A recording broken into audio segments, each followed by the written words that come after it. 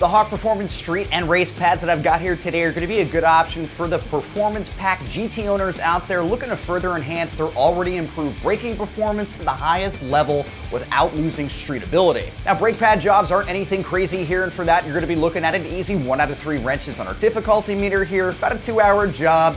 And I will have more information for you coming up on that later. So upgraded or big brake kits are great modifications to add to your car, even if it's a daily driver, but the downside here is that they're pretty costly and they typically land around $4 to $5 grand. So if your car lives at the track or if you just need that type of stopping power on the road, they're great kits, but for owners looking to spend considerably less, pads are great ways to improve braking, and with this kit in particular, it's not going to cost you an arm and a leg. So knowing that big brake kits cost thousands of dollars, the street and race pads from Hawk are perhaps the next best thing. Hawk saw the GT's Performance Pack system offered plenty of muscle to stop the car, but they got creative and improved upon the weakest link in the chain.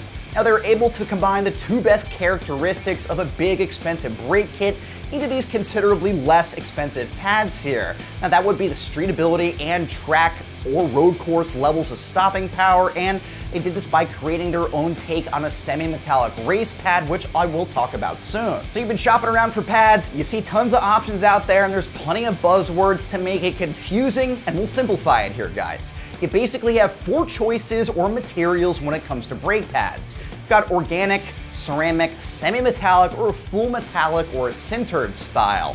So the first 2 are great for daily driving or a spirited romp around town, and your metallics are going to shine on the track. Hawk took a semi-metallic pad here and they made it more streetable without sacrificing any of that stopping power. Now they were able to achieve this by using something called a thero-carbon compound, which does wonders for stopping power, but it's not going to eat your rotors in a day, and it's not going to give you all that noise or squeaking or just kill the experience driving around town. Now you'll feel a much stronger initial bite that the Performance Pack's pistons and calipers can take advantage of, and that means you can take corners or turns much faster, braking much later and much harder. So once you master on the pedal, heat's not going to be an issue here like you'd find after overworking your factory pads. Hawk states that these pads are able to handle temperatures ranging from 100 degrees all the way up to 1200 degrees. At that temperature, you're basically forging your red-hot rotors into a rounded blade, so it's safe to say that your other braking components are going to fail much faster before these pads will. So some other cool bits help with making these pads feel consistent and predictable, like slotted friction, which helps keep the dust down, a hot bond rubber shim that keeps things quiet and tight, and then a pad chamfer that more or less just knocks down that vibration and noise further. Alright, so why semi-metallic and not a full-on metallic or just shooting for ceramic pads? Well, to put things simply here, guys, a full-on metallic pad belongs on a race car, on the track, and not on the street. They're going to give you crazy stopping power that might actually make street driving uncomfortable, and they actually only work best when they're up to really high temperatures. Now, they're also going to eat your rotors alive too, which isn't really something we don't want.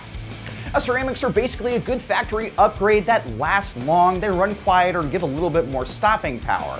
They're fine for the occasional hard romps around town or tight turns. Hawk semi-metallic pads are the sweet spot here, for lack of a better term, and in our humble opinion, perfect for what the Performance Pack equipped GT was meant to do. Provide plenty of track capability with those bigger calipers and extra pistons, putting you right at the edge of race performance without killing your drivability and comfort. So, are they going to last as long as your factory or a ceramic style pad? No, and your rotors will eventually need some work done after a lot of track time, but that's what the Performance Pack Mustang was meant to do.